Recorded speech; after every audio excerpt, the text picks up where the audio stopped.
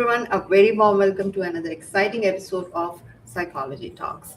And today we're going to discuss a topic which affects a million of people, yet it is very much misunderstood.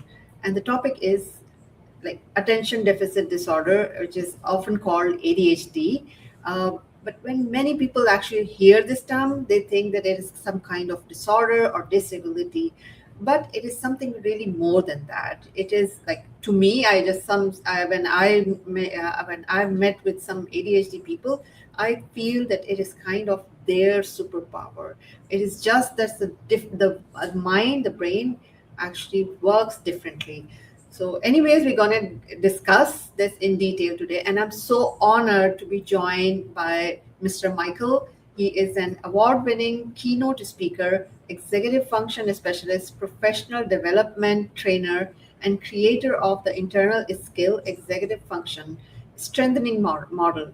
With more than 2 decades of experience, he has worked with children, adults, families, educator organizations to strengthen executive function, skill, and improve the quality of life of individuals living with ADHD. He's also the co-host of ADHD Parenting Podcast and the author of Executive Function Playbook and Executive Function Playbook in Action. So we are so honored to have you with us. Thank you so much for joining us. Yeah, I'm honored to be here. I've been looking forward to this all day and chatting with you on, the great work you're doing to spread this information for parents and everything you're doing with Psychology Talk. So it's a privilege to be here. Thank you. Thank you so much for your kind word. So let's begin our discussion.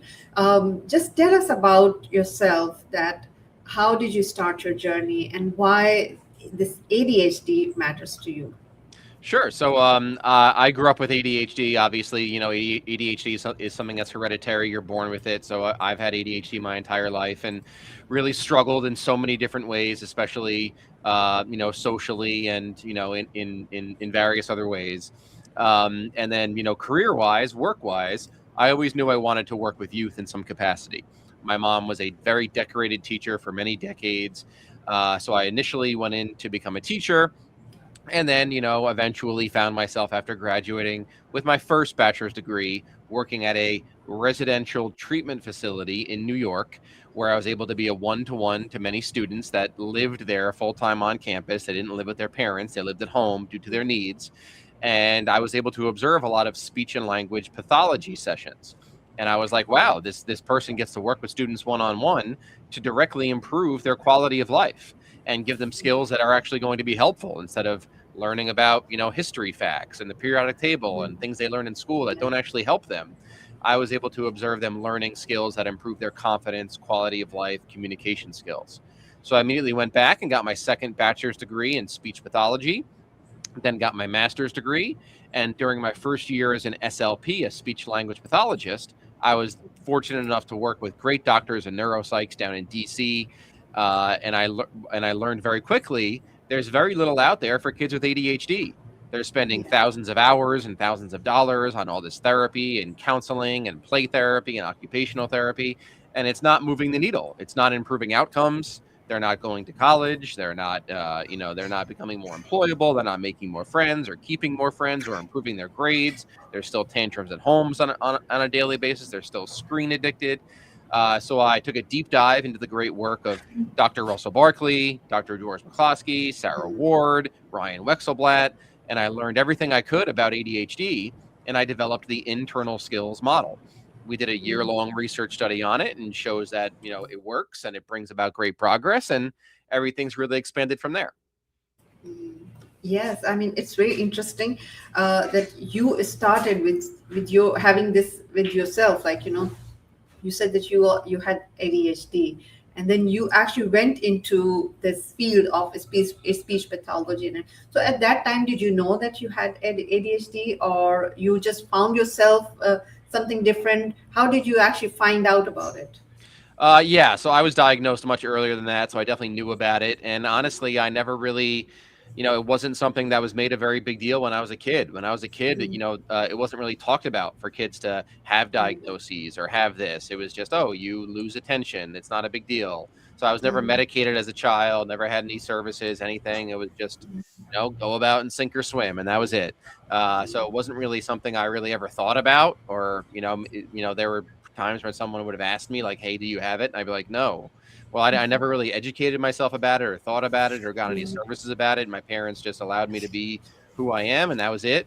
And it wasn't something that I really started to focus on and make sense of until I was in my 30s. mm. Definitely struggled in so many different ways, and getting confirming the diagnosis as an adult has helped make sense of a lot of things. But at the end of the day, it's not an excuse for behavior. It's not an excuse for mistakes. It's not something that you use as a crutch.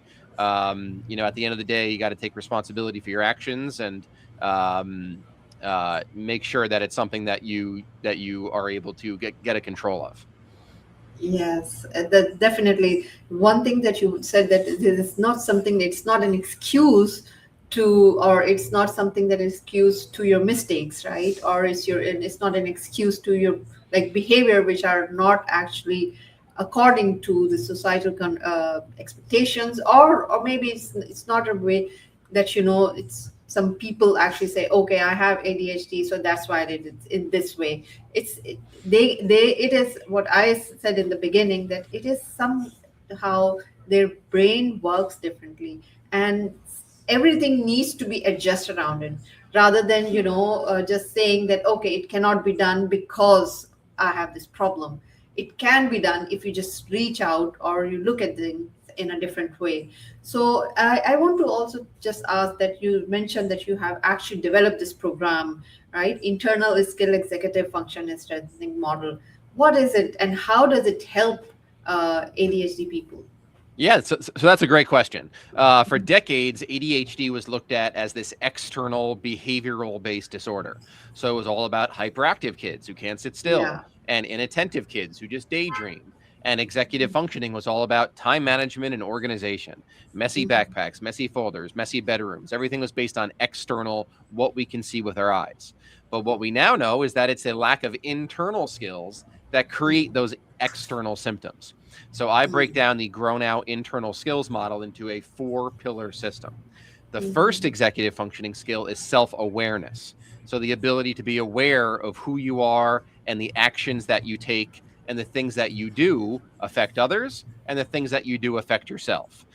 So it's recognizing that you have an impact on your environment and you have an impact on yourself. It's the beginning of if then cause and effect conditional thinking. So overall self-awareness of recognizing that your actions and behaviors have an impact. And then number two is self-regulation, the ability to regulate your emotions, your language, your body, your behavior in various environments towards various stimuli. So self-regulation is really what it's all about. Dr. Russell Barkley's talked about how ADHD is not attention deficit disorder, it's actually self-regulation deficit disorder. It's not hyperactivity, it's the inability to regulate your body. It's not inattentiveness, it's the inability to regulate your mind. So it's all about self regulation. And all the parents listening to this, if you have a child with ADHD, self regulation is what you deal with. There's a very good chance that your child is screen addicted and video game addicted, because ADHD and screen addiction goes hand in hand, and that's just going to dysregulate them even more and make them more dysregulated towards all non-screen based tasks. So anger, aggression, fighting, arguing, negotiating is a very big part of ADHD and the negative attention stimulation of the brain. So at baseline, the ADHD brain is seeking dopamine through either screens or conflict, and furthering about that dysregulation. Then we have self motivation towards non preferred tasks. So, can your child motivate themselves to do things that are non preferred and non screen based, challenging, boring tasks, the things that are actually important and the things that actually help you as a person? And then self evaluation. Can you learn from past experiences and apply it to the present moment so you don't repeat mistakes over and over again? That sounds incredible, because I personally think that this model needs it is like it is applicable, or it can do wonders for everyone. It's not, I think, only for ADHD people, because a lot of people who actually find themselves that they get stuck, and they lose motivation, and then they don't have the time to, they can't regulate their mind. But I'm sure that it is mainly helping with the ADHD people. So I think this model is really, really amazing. And what I really like about that, you started with the self awareness. I think that is the beginning of everything, because they need to, or everyone, each one of us need to find out that what is going on in our mind. And it comes with the self-awareness. If they don't know what's happening to the mind, it's just that they are just going in a direction which they don't know. So I think that's a wonderful model, and I think whoever is listening must contact you if they need your help in that. Thank you. There's also a very good comment by Mr. Pranan Kamandelian. I'm sorry that if I pronounce the name wrongly. It's really very important discussion and the clarification about ADHD, neurodevelopmental disorder, marked by ongoing pattern of inattention, hyperactivity, and impulsivity that interfere with daily functioning development. It typically begins in the childhood and frequently persists in adulthood, requiring combination and behavior therapist, medication, and lifestyle strategy to manage. Yes, thank you so much for this comment, and you're absolutely right. It goes like that. Moving on to the discussion, just explain in a very simple term that what is actually ADHD, because a lot of people confuse that sometimes. Those who think, like I've seen, or I have actually gone, like a lot of parents came to me and they say that, okay, their parents cannot sit quietly, so they have ADHD. Some say that, they cannot focus, they cannot do anything. So, like, I think, so in some cases, when kids don't even have ADHD, people say that they have ADHD, and when kids have ADHD, they don't accept that they have ADHD. So just clarify that what exactly is ADHD in a very simple terms. Of course. Yeah. So this is a great question because ADHD is incredibly misunderstood because the name ADHD is actually a horrible name for what ADHD actually is. And a lot of the pioneers want the name of ADHD changed to EFDD, Executive Functioning Developmental Disorder, because ADHD is not an attention disorder, it is an executive functioning disorder, a disorder of the frontal lobe, the prefrontal cortex, and the executive functioning system. And like I said earlier, executive functioning is not just time management, organization, and study skills. It is executive functions are the greatest predictor of success for human beings. Executive functions are a greater predictor of success than your grades and your IQ. People have to understand that. You can have a very strong IQ with no executive functions, and you can't do anything with that IQ. And a lot of kids with ADHD have gifted IQs and do very, very well at school and are twice exceptional, but they have little to no executive functions, little to no social executive functions, little to no ability to do things outside of their comfort zone, little to no ability to be bored, and sometimes they're very screen addicted. And if they have no executive functions, that IQ in many ways is meaningless because you need executive function skills to move out of your parents' house, get a job, keep a job, make friends, and keep friends. So when we think about executive functions are life independent skills. We have to stop thinking about them as time management, organization for school. It is the ability to regulate and motivate yourself in the face of challenge, boredom, new activities, and things that don't require instant gratification, which is really 99% of life. So they it's not, I would just say that it's not only that they cannot concentrate over certain tasks for longer time, or it's not their inability to maintain the attention, but it's basically inability to remain focused in these kind of activities in executive functions, right? Yeah, so it is executive functioning is self-regulation. So we all have to stop using the word attention, focus, all of those different things. That's not what it is. It's they can't regulate themselves towards things that don't give them instant gratification. What gives them instant gratification? Screens, their Yeah. phone, the internet, and conflict, arguing, yelling with unconditional relationships of parents, and most notably moms. Moms get the worst of ADHD behaviors. So it's not about attention and focus and concentration. It's about regulation. Can they regulate their emotions to do things that they don't see the benefit in. That does Yeah. not give them instant dopamine. Anything that requires delayed gratification, which is all the important things of life, hygienic tasks, studying, reading, Mm-hmm. making new friends, joining clubs, sports, Mm-hmm. activities, all the things that are outside of their comfort zone. ADHD kids, teens, and adults have very small and narrow comfort zones. It's one, two, or three things that they enjoy doing. Most kids and teens with ADHD, it's YouTube, Snapchat, Fortnite, Roblox, Minecraft. They just want to do that 24 hours a day, 7 days a week. But obviously, that's not helping them in any way, shape, or form. And those are not real social experiences. So it's not about concentration and focus.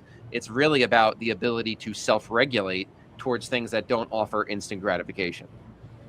Yeah, I think when you say this, like the comfort zone is like internet, YouTube. So I think that's the main dilemma of main like or most of the like parents, that they always complain that their kids are always on the on computers. They're watching either like YouTube or they are playing on the internet. So just tell us that what are the symptoms, like if parents have to find out that are their kids are really having ADHD or not. So what are the instant symptoms that they can say, okay, this is the reason why we can just need the treatment for our kids? Yeah, well, the first is constant dysregulation, constant emotional dysregulation. Is their baseline arguing, negotiating, yelling, screaming? The hallmark symptom of ADHD is being dysregulated in the moment. You have to watch for that.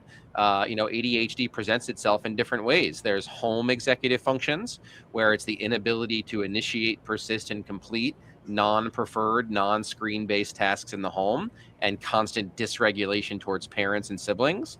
There's academic executive functions, where you're not completing your work, you're not starting your work, you're calling out in class, you're getting in trouble.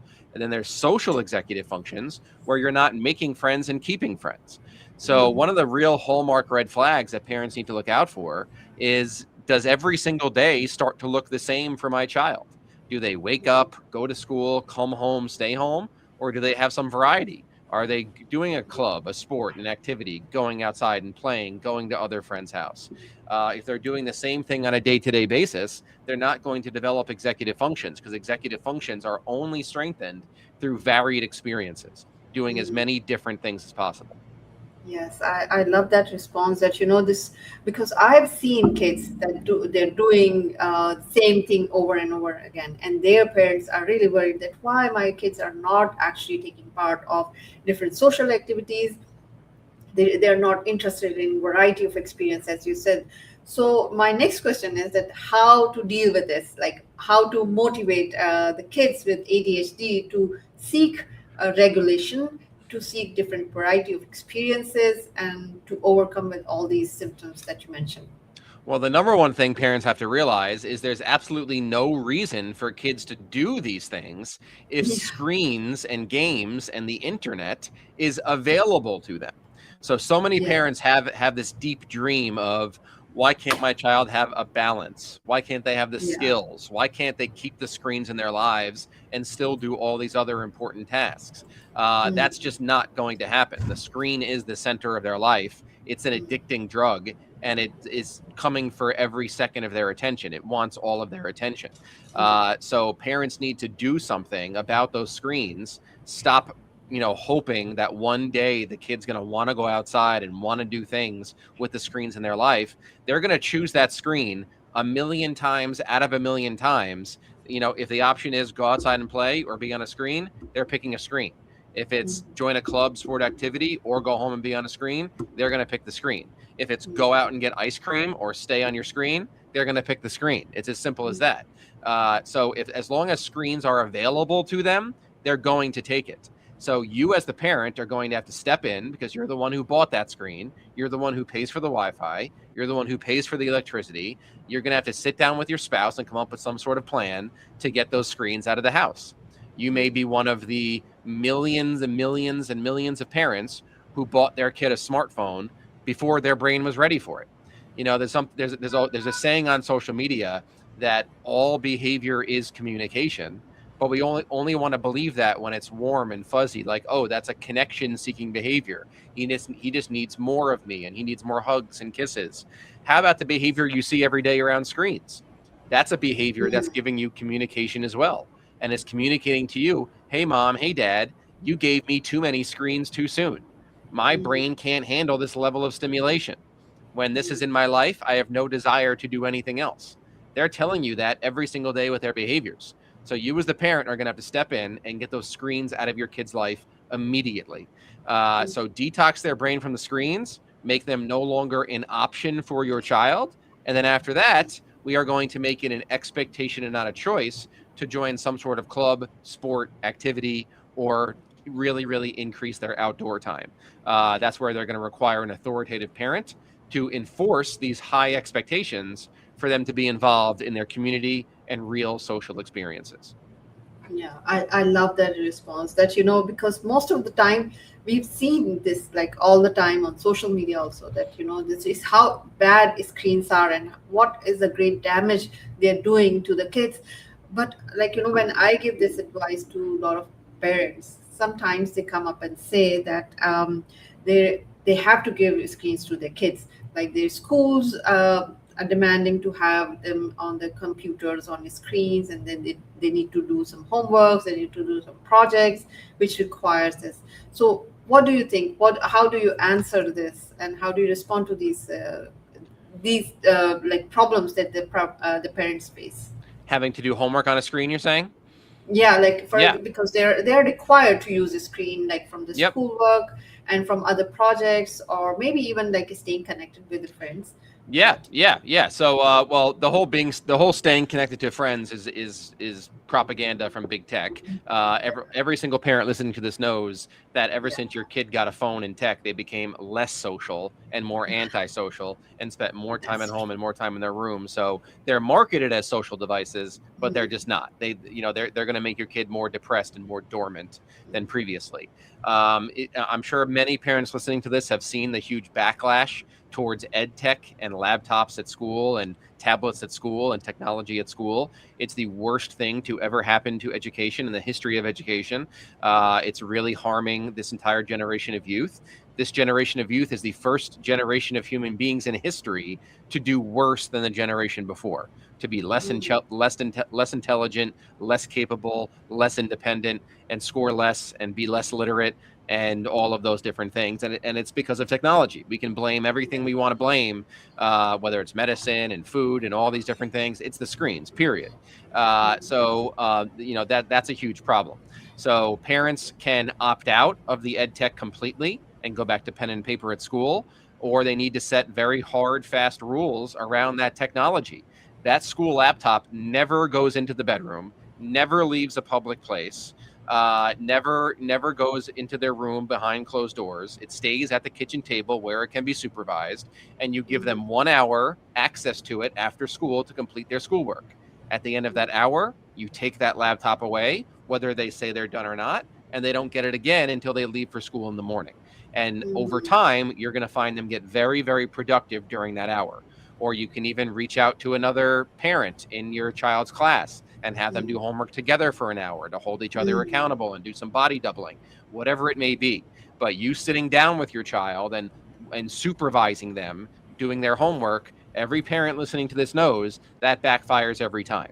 It turns into a 3 hour fight over 5 minutes of homework. So standing over your child's shoulder is not going to work. Being more authoritative and recognizing that laptop's actually yours. You're the one paying taxes. You're the one paying tuition. That laptop is yours, not your child's.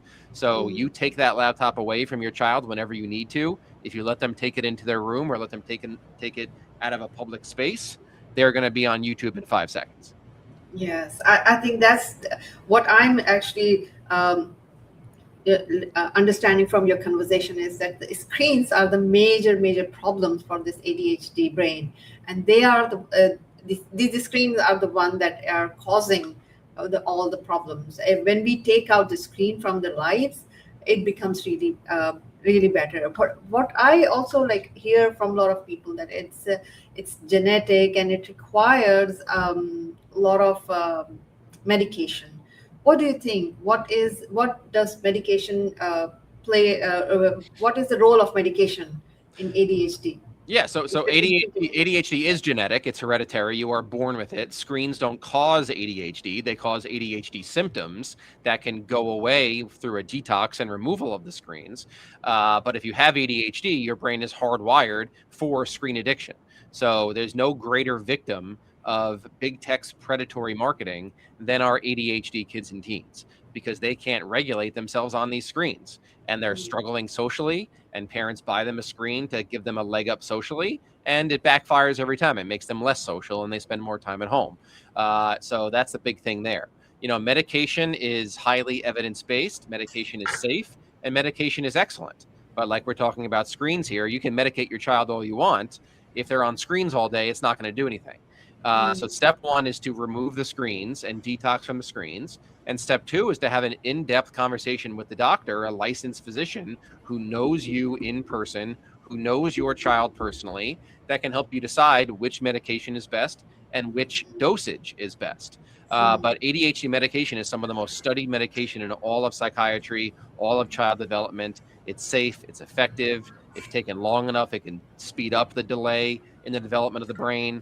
Listen to Dr. Russell Barkley talk about medication. He's the best of all time. There's a lot of stigma around it. The best advice I can give parents is never get medication advice on Facebook. Only do it face to face with parents, yes. not with parents, with physicians. Yeah, yeah. So like so it can like the so I do so I just want to understand that is it a must or we can do without the medication also? Nothing is a must. Nothing in childhood or parenting is a must. Nothing is Yeah, 100%. No, yeah. every single child is a unique individual. No two ADHD kids are the same. So we tend like sometimes I'll go on Facebook and I'll see someone write, "What's the best job for someone with ADHD? What's the best sport for someone with ADHD? What's the best camp for someone with ADHD?" That's implying they're all the same, and all ADHD people are the same, and that's nonsense. Every single person is different. They're all unique individuals. I've had the privilege of working with hundreds of ADHD students who are not medicated, who are doing just fine now and doing fantastic. And I've worked with many who are medicated who are doing fantastic. So it's all about the unique individual. Nothing is ever a must, but it's a conversation you do need to have with a licensed physician. Yes, yes. I think when it comes to medication, parents must realize that they need to consult a proper physician to actually start medication for the kids. And there's also a very good comment here that in particular, children should be encouraged to play active games. Furthermore, it is crucial for parents to spend time with the children and set aside time to talk to them. What is technology and why it is important, and when it is important to advise to kids? What is technology? And what is Technology is a smartphone, getting them a smartphone, getting them a tablet, the internet. It's basically the internet. Constant access to the internet and the endless loops of content is incredibly addictive. And most adults now are addicted. Most adults listening to this grab their phone as soon as they wake up. It's the last thing they look at before they go to sleep. And they're grabbing it at every single red light. Let's be honest. Adults with a fully developed brain can't handle their own phone, and the yeah. brain grows until you're 30 years old. So we expect a 17-year-old to manage his cell phone time. It's not going to happen. Mm, So technology is an iPhone, an iPad, anything with access to the internet mm, is an addicting device. Phones were not addictive until they got internet access. Video games were not addicting until they got connected to the internet. mm, Smart TVs with YouTube on a smart TV. They're just going to end up watching videos of other people playing video games. And it's going to be just like them playing a video game instead of sitting back and watching cable TV. So technology is anything with internet access, can be incredibly addicting. yeah.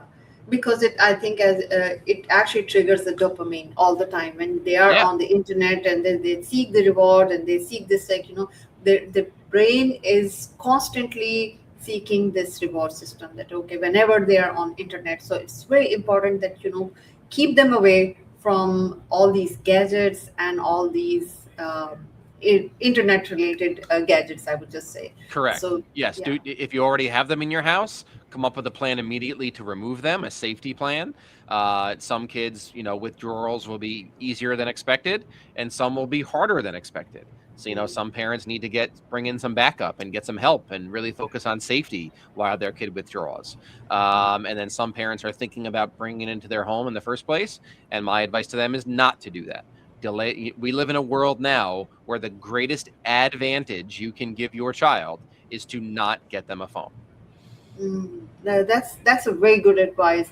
Well, a lot of people, actually, a lot of parents thinks the other way around. That they think that it is the greatest advantage they're giving when they are just presenting them or gifting their child a phone, smartphone, or the iPad or something. But I think this is now it's time to actually put them like take them back a little step and just take these gadgets away from them. So although it's not easy, because when the kids, of course they will push back, they will they may refuse to take part in the activities, but when they find no options, eventually they have to adapt to themselves, and that's how our brains are wired to do that. We adapt to all the situations, but again we need to create an environment where they actually grow and adapt in the right direction.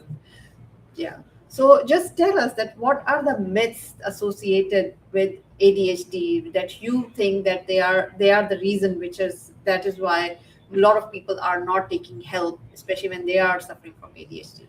Yeah, so really, one of the myths is that it needs lots of accommodating, so lots of accommodations and lots of support and assistance. When in reality, it really needs increased consequences, higher expectations, raising the bar. There's nothing an ADHD kid or teen needs more than a parent who believes in them and keeps consistent high expectations. You don't want to step in and save your child if they forgot their lunch or forgot an assignment or forgot their soccer cleats at practice. You don't want to rush in and save them from having to experience a negative emotion because they have ADHD and you feel bad for them. You want them to experience having that emotion so that they can repair it later, so they can make sure that they don't repeat that again. Those negative experiences are incredibly meaningful to these kids and teach them a lesson to not repeat it again. We gain the most in life. The best advice in life is the hardest to hear. This is why Yes. social media is filled with pseudoscience, because it's telling parents what they want to hear for more likes Yeah. and shares and follows and to get all those things. Mhm. If we tell parents the truth, you're going to get a lot less likes and shares and follows and those kinds of Yeah. things. That this is why gentle parenting has taken off and low demand parenting has taken off, because it's just telling parents what they want to hear, that they don't have to be the bad guys. They don't have to step in. They don't have to be their authority. Just give them the screen time. It's fine. So, in reality, we really need we need parents to step into their parental authority, make things expectations and not a choice, and really make sure their child's having these varied experiences. Yeah, that's wonderful advice, actually. And these are the myths you just said that it's very important that it's not about adjusting parents according to the kids' needs or kids' demands. It must be the other way around. The parents needs to be in the commanding position, in the authority position, where they need to lead their kids. So I think that's an eye opening also. Lots of actually parents just let their kids do whatever they want to do, and then step back, and then it has the consequences. Now we've discussed a lot of about the parenting thing. Let's talk about schools and organizations, like especially schools and universities, for example. If the kids go to the universities or schools, how they need to treat kids with ADHD and how they can help who are having ADHD. Yeah, so for younger ADHD kids, it's very important that they get movement breaks and brain breaks. Many kids with ADHD struggle at school because they get a lot of dopamine from getting reactions, from calling out and making their peers laugh, and and having an audience. Many of them need to leave the room a little bit, self-soothe, and then come back, or go for a little bit of a walk, get a little bit of exercise, and come back. Recess time, gym time, phys ed time is so important for these kids. There's nothing better for ADHD than exercise. So that's always incredibly important. Outside of that, we need to make sure that the consequences are set in place. Any work not completed in the class day, maybe they have to stay after and get it done. Maybe they end up missing out on something else to get their work done. If they're late to school, there should be a consequence at school for being late to assist with their morning routine. We need to make sure they're utilizing extracurriculars like clubs and sports and activities. It's sometimes it's good for these kids to be given a chance to fix their mistakes on tests and quizzes.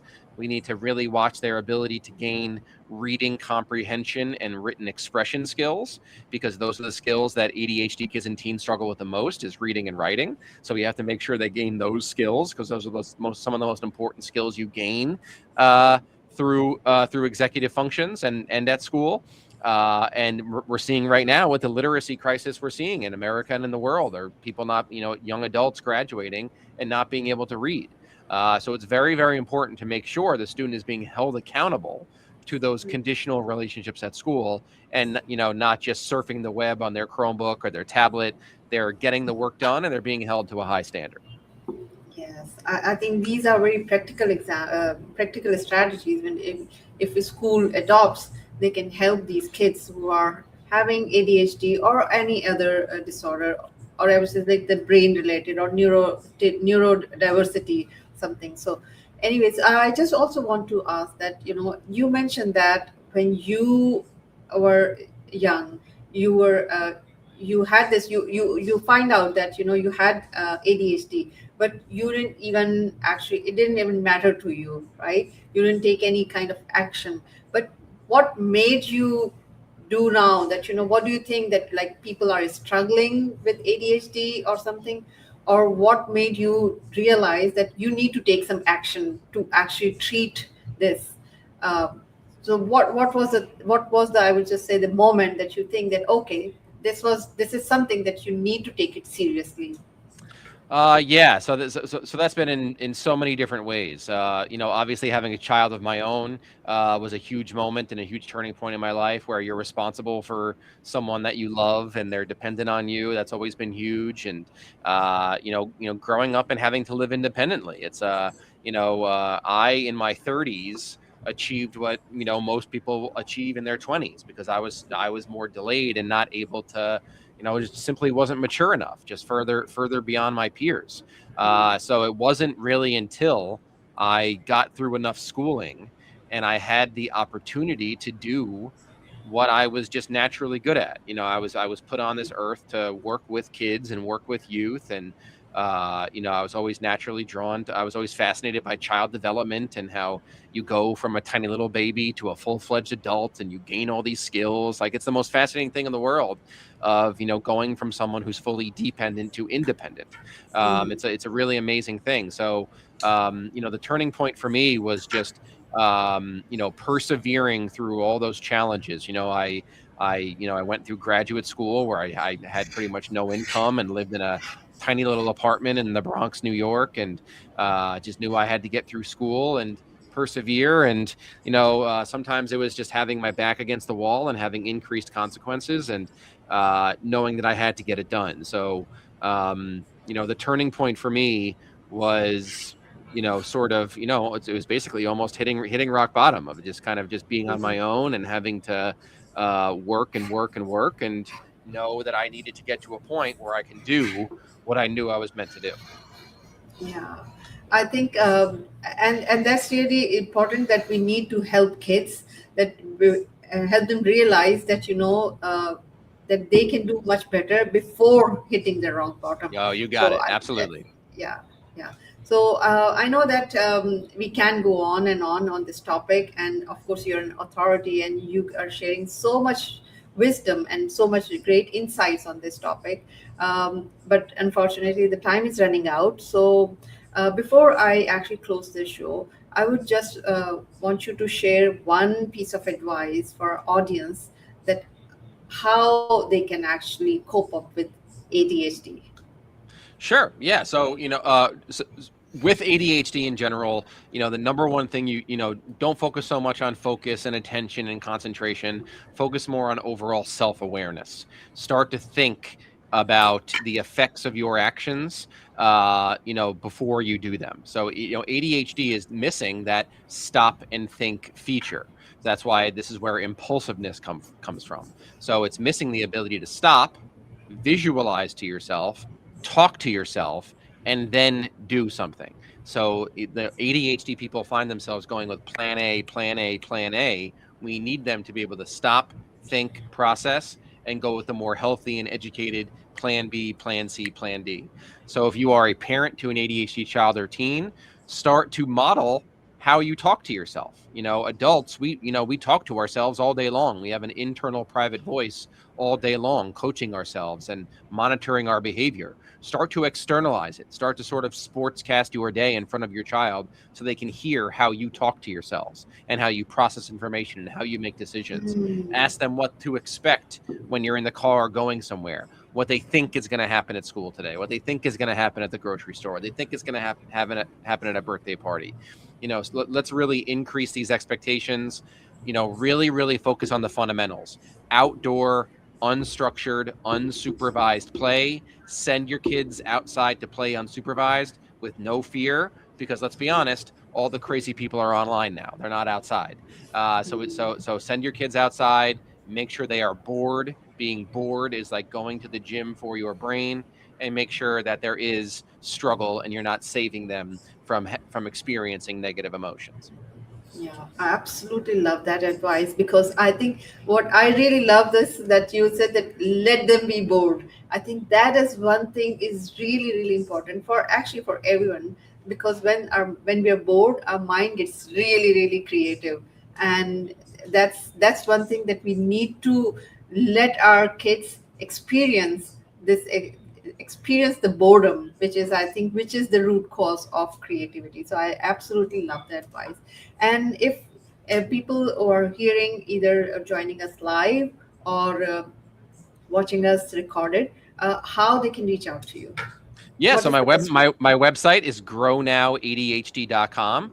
You can Yeah. go right there. You can take a deep dive through all our frequently asked questions and learn more about our fully personalized parent training, and also the work we do directly with students. We do virtual sessions with families all around the world, of all different ages. And you can do parent training with no child involvement, or you can also have your child involved as well. Everything's always tailored towards a unique individual. Nothing is a one size fits all approach. So that's grownowADHD.com. You can follow me on Instagram at grownowADHD. Check out the ADHD Parenting Podcast. And you can also buy my books that we mentioned at the beginning, the Executive Functioning Playbook and the Executive Functioning Playbook in Action Workbook, both available on Amazon and wherever books are sold. Yeah, amazing. That's really amazing. And it was such a wonderful discussion, and you shared such a like great insights and wisdom, and I'm sure that a lot of audience who are actually tuned in, we already got lots of comments, and those who are listening to us live, thanks to them who actually got the time out and being here with us. And most importantly, thanks to Mike for joining us today and sharing these insights with us, because I think this is the topic really these days, a very important topic. Lots and lots of parents are worried because their kids are not taking part in different activities. They are worried that how to help them. At the same time, that those who are suffering, they don't know what's going on with them. So these are the things this needs to be discussed openly, and we need to create more awareness about it. So anyways, thank you so much for the incredible work you're doing. Especially the model you have created is really amazing. The four pillars that you mentioned is, I think, is the crux that that can treat ADHD. So thank you so much for all the amazing work you're doing. Thank you. Yes, and thank you for all the amazing work you're doing as well. Everything you're doing with Psychology Talks, and there's a lot of work that goes into this. And you've been so incredibly kind and helpful, and everything you're doing is a real asset, and you provide real value to all of your listeners and your community. So keep doing what you're doing, because you're doing a great job. Thank you so much. Thank you so much, and have a great rest of the day. Thank you.